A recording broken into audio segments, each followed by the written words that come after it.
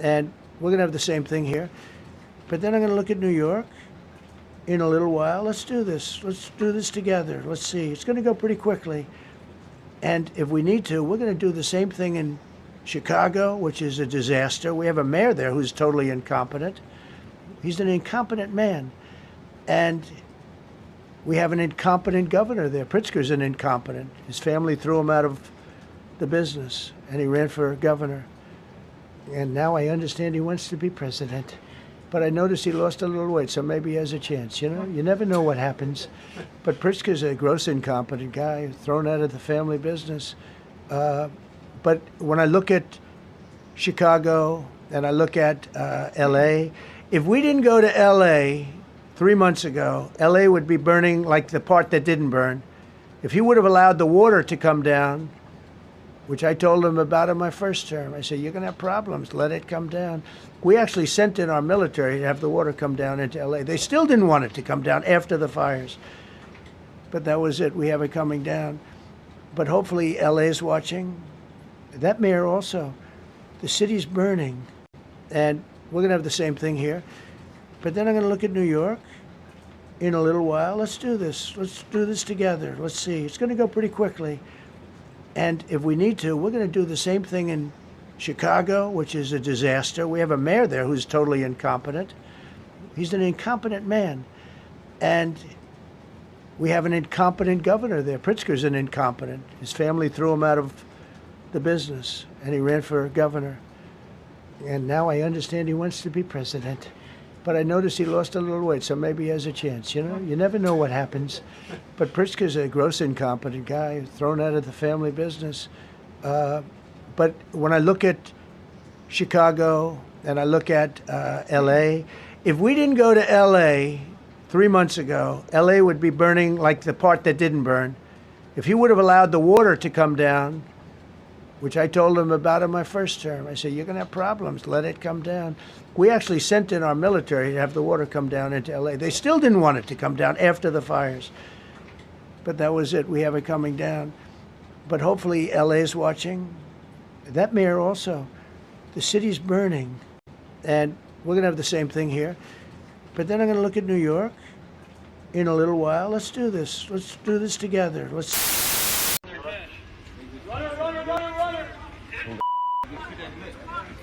Who just got? I don't even know.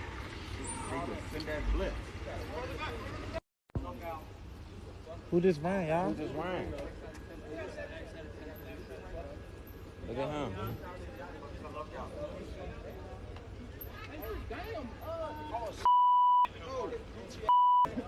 No.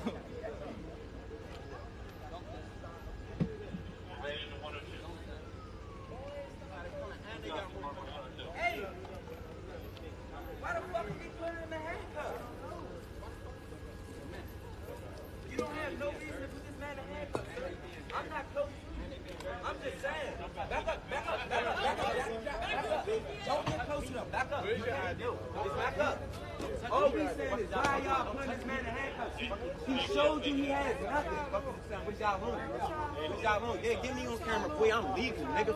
Talking about. I got me on camera. What? He put this man in handcuffs with no reason. Hey, don't push him, y'all. Don't push them. He had no reason to put this man in handcuffs.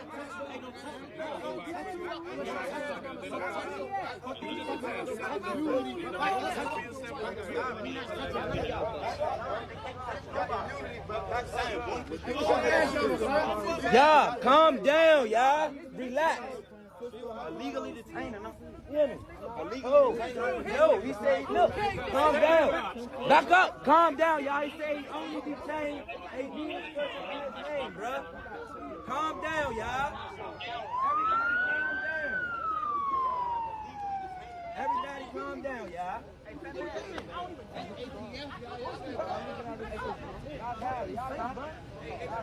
Out they face. Get out they face, y'all. Get out they face. Jack, back up, Jack. Get out they face. Get out they face. This nigga acting like he about to fight the fit in and shit. Yeah, mo fight. You make child brother good. I don't care about child redneck. Y'all come from Albuquerque coming down here. Y'all don't even care about the black community.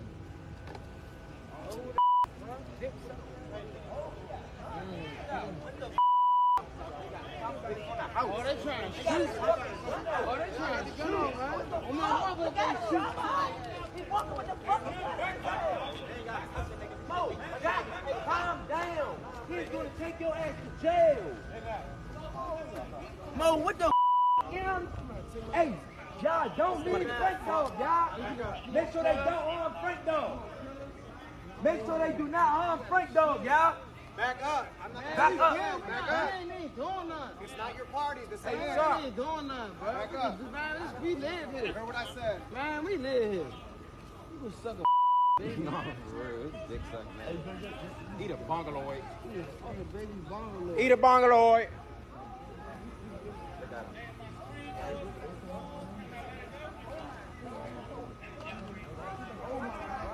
If you do not back up, you'll be arrested for interfering. I won't tell you again. Back up. The wagon is en route. Move. I'm Lieutenant Walsh. Move back. 123028, that's 123028.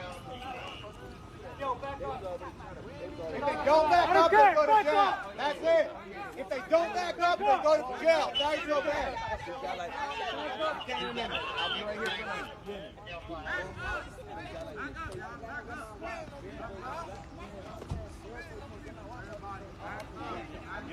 Not back up, you'll be arrested for sorry, so bad.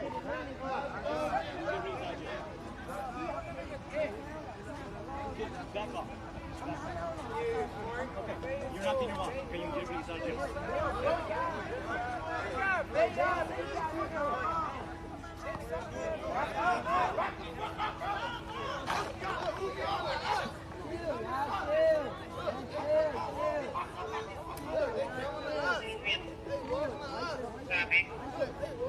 Back your people, back your friends up. Back them up. Back them up. Appreciate you. Everybody calm down. Stay black. Back up, please. Back up. Nah, man, time. Let them boys get out of here. Let them boys get out of here, y'all. Come on. Please, just back up. President Trump is doing God's work by refederalizing D.C. By the way, D.C. was set up as a federal city. It's in the Constitution. It's how our founding fathers intended it. These laws are still fully enforceable. They've never been rescinded or amended.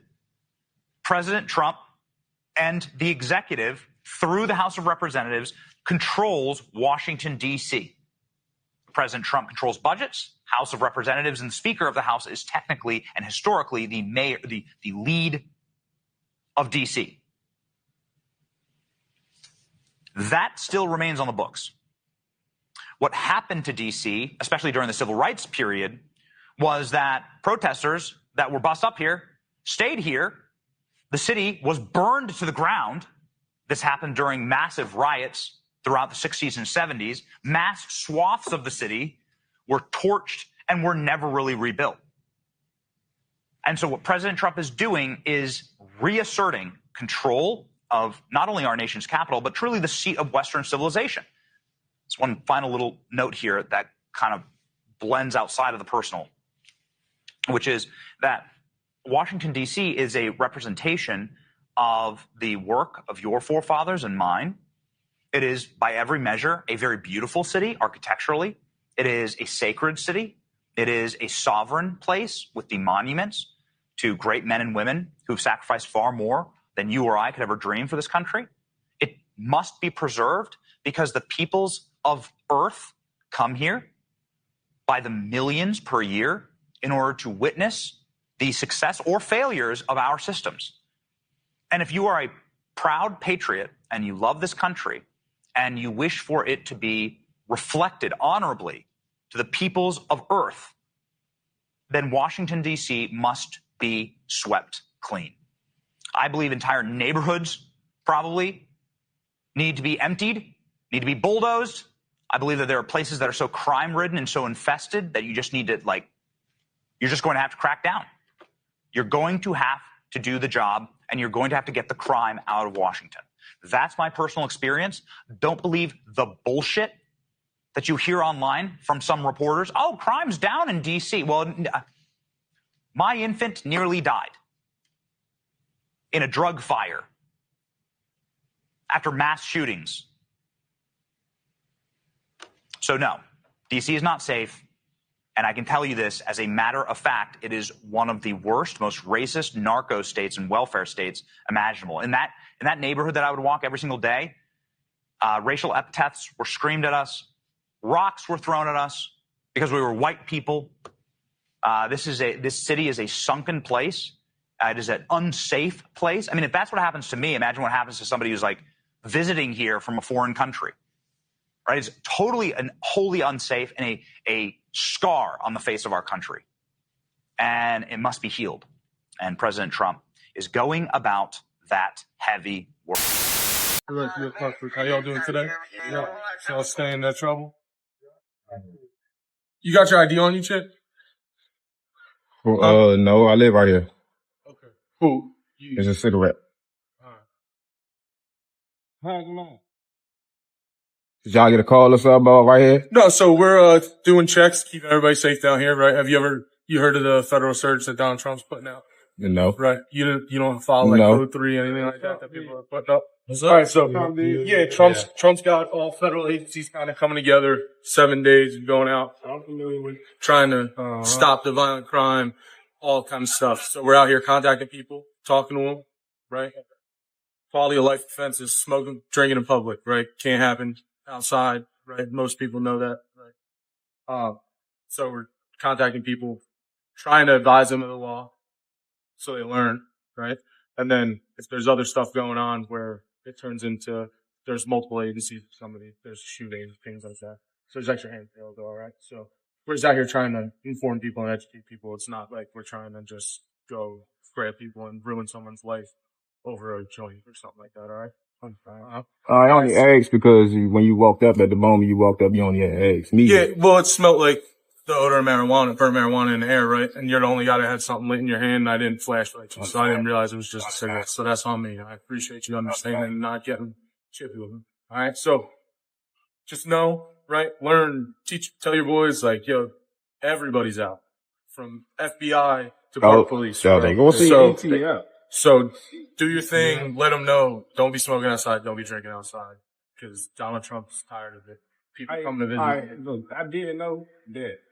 You didn't know smoking in public? Yeah, I didn't know that. Yeah, the arrestable Because they're offense. learning this recreational use, so I didn't know. Yeah, so DC, it's recreational use as well, right? But you can legally possess up to 2 ounces. You can gift an ounce to your boy, right? So if you had 2 ounces and he said he needed a zip, you can give him a zip. But you can't smoke outside. All right, so we were able to see some clips directly here, and you were able to hear from 2 Caucasian men, right? One president of the United States, and the other one, I don't even know who he is. But what I do understand, right, when you hear Trump basically speak, and they're stating that they're going to have these police and they're going to be doing a job, I want everybody to know, again, as I've stated before, that they're going to be going directly into these black communities, aka the urban areas, right?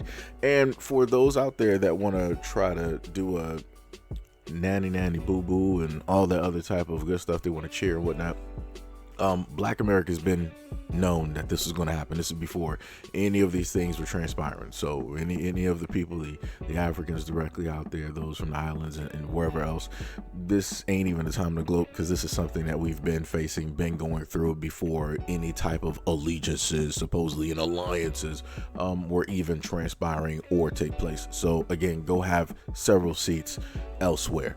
The reason why Black Americans are able to speak on so many things in the United States is because primarily it happens to us first, and then it falls to everybody else. Ain't none of this happening to y'all first. Ain't none of this brand new. It's been going on. It's been happening. It's just the fact that y'all ain't been paying attention. The one thing that I love about this situation, and yes, it is a negative situation, is the fact that in real time, everybody is going to be able to see what is taking place and what is going to happen and how it's going to specifically affect a group of people in specific areas around the United States. And in real time, people are going to be able to witness. these things. They're also going to be able to witness how it is that they decide to work on and transition and grow this and do certain plans and implement certain things, right? Because as I stated before, whenever it is that they want to try to perfect certain things and they want to make sure that it works, they're going to make sure to test it out on the black community first. And the thing that I love about it is that everybody's going to be sitting here watching, and they're going to have their popcorn. They're going to have their beer, their lazy boy, their nachos, their buffalo wings, and they're just going to enjoy the show. They'll be like, yeah, these crime-ridden black cities, yeah, get them out of there. It's like, yeah, it's nothing but corrupt. Yeah, return the cities to how they used to be. Better times when my grandparents would talk about these cities, and they could just walk down the streets and not what it is, that they have right now. Like the other Caucasian male who sat up there and just magically became a victim overnight. He was like, yeah, I almost lost my child to a drug fire, and this, that, and the third, and there were racial epithets, being thrown at us left and right, and we were just, growing up in this type of. Really? That's the best that you got to try to hit this home. You want to try to levy whatever supposed experience, because you don't have any proof of anything. You didn't bring up newspaper articles. You didn't bring up any type of clips. You didn't show up on it. You didn't bring them. You're just, because I'm white, I say so type of deal. And you're levying this and trying to state that, yeah, these areas need to get cleaned out because black people are what? You trying to say inherently racist towards white folks? It's like I've never seen at a point in time, at least at this juncture, right? Before this, there was not a point in time where white folks would just automatically just try to come out and prove a point by saying that they're victims of whatnot or whatever. This is crazy work. This is diabolical. And I'm talking about white people like, oh yeah, racist. What? You think y'all don't even play Uno like that? Like, what are we doing? What are we even doing? Like, this is so comical. It is hilarious. But again, the thing that I love about this so much is that all of the people who have normally, I'm talking about all the communities, right? Especially the Asian community. I'm especially looking at you. Y'all want to be the quiet ones. Y'all want to be the model minorities. Oh boy. And I did see a video where they went down to Little Tokyo. I think that's somewhere in California. They were, ICE was going through Little Tokyo. I'm not sure who they were picking up, who they were trying to get and gather. But they were down there. They were directly down there. As stated before, it's amazing how you don't see the Asian communities coming out there and speaking. They're not fighting for or saying nothing towards anybody. They're playing their normal buffer role as they've always done. These are the same people that also agree with white folks to get rid of DEI and to get rid of affirmative action and many other things. And then they solely found out that they benefit from affirmative action and many other things more than black people, white women especially. They were the main ones that went side by side directly with their white husbands in order to get rid of a lot of these initiatives and things to, in a sense, move everybody forward. I told y'all before that they are willing to sacrifice what little bit that they got in order to make sure that the men of their community, of their ecosystem, hold the power that they have just for a little bit longer, regardless of how fast that it is solely slipping away. And then the buffer class, which would basically be the model minorities, they're making sure that if a scepter just so happens to drop, they'll be there to levitate it back up into the fingertips, just because. And they'll get a little small reward somewhere. Rather, it wasn't that long ago that the Asian community got about $50 million in the type of reparations by way of the United States. Crazy work. Diabolical. But again, black Americans can never see any type of reparations, and every group in the United States has been against black Americans getting any form of reparations, but yet other groups that come here are getting free monies from the United States. Color me surprised. I can't really say that I am, but it just is what it is, right? They want to say that black Americans are the beggars, but people who come over here that have never been over here at all, never invested, never placed a tax dollar or anything like that, they're able to get thousands of dollars directly from government by way of the systems that are in place. Again, color me surprised. But yeah, like I said, it's going to be it's a cry now, laugh later, right? So at this moment in time, you're going to see things go or happen to take place, depending on how frequent or how aggressive they are with this. You're going to see things take place within the black community. It's going to be a cry, right, for the black community, right? People are going to be sad. People are going to feel a certain type of way. The laugh is going to come in when all of this is, in a sense, semi-perfected to near perfected, and they start to roll this out to everybody else. That's going to be the laughing part. Because we're going to be at the same extent where black people, like, we told you so. Y'all didn't want to sit up there and listen. You watched it happen. You sat idly by, as historically all of you guys like to sit up there and do and play your roles. And here we go. And again, black Americans are going to be like, well, we don't care. We're not banding together. We're not working with everybody. We're not doing the same thing that we used to sit up there and do, because we know at the end of the day, you guys are traitors and that you guys are going to be backstabbers the same way historically that you guys have always been. Irregardless of whatever anecdotal things that you can point out through history, like, oh, we did this and we helped you with, that's great. But where were y'all during the whole entirety? What were you doing? What were you doing during the whole entirety of all of these situations?